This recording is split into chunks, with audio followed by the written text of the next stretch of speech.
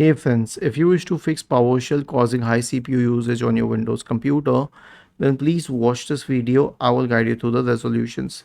The first solution is clean boot. So search for system configuration in the Windows search bar and open system configuration. Go to services, select hide all Microsoft services. Check any other option if any other option is checked here, then click on disable or apply. OK, and then restart your computer. The next solution is an SFC scan.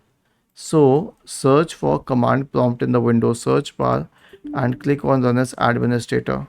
Type the command sfc /scan now and hit enter to invoke the SFC scan. The next solution is a malware scan.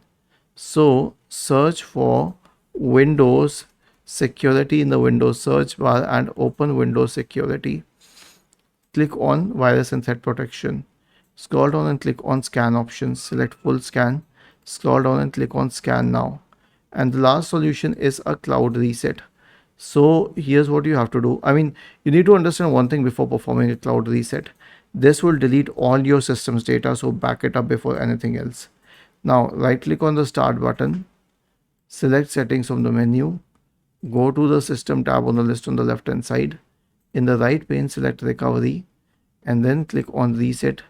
Click on remove everything and then click on cloud download and then finally click on next. And this will delete the data. Was this helpful? If yes, then please subscribe to the channel. If not, then let us know in the comment section of the video on how we could help you further.